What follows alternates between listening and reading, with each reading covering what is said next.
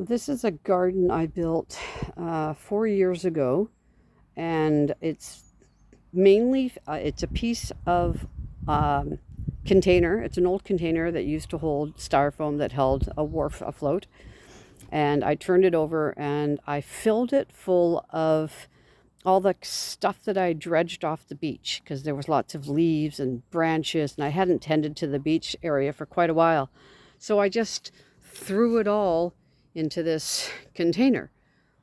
And then on top of that, I threw in grasses, mosses, and then I just planted it with hardhack. So the hardhack is what grows along my shoreline here, and it's one of the best water cleaners on the planet.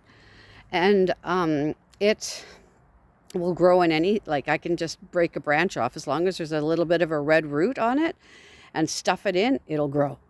So this one is dredgings from the lake and hardhack, and I've got a little willow growing here.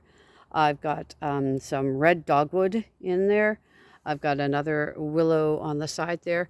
It didn't float very well, so I attached it to these two logs on either side. So it's got logs strapped as its flotation. And it's strapped together and holding up so far. And it lives next to my wharf for the winter. And then in the summertime, I put it out attached to that log that doesn't have anything growing on it.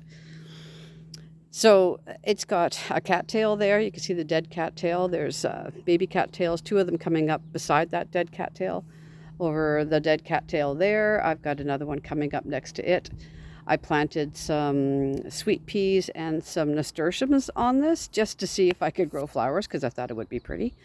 But it's such a fully functional garden. Don't know if you can see it, but on the end here, there's like spider webs. All the top branches are all filled with spider webs. So what happens is the bugs get caught in there and the spiders get to feed.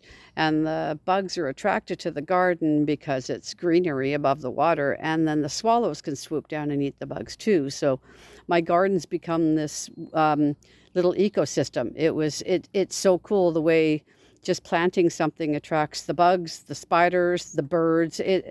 Today I had a mallard duck having a nap on one of my floating log booms. I had my morning coffee watching a mallard duck with his little head tucked under his wing having a nap safely on my floating garden. No chance of a dog, no chance of somebody coming up to them and disturbing them. It was really cool. So I really like this garden. I keep it close just because I like to look over it and see what's growing. So that's one of my gardens.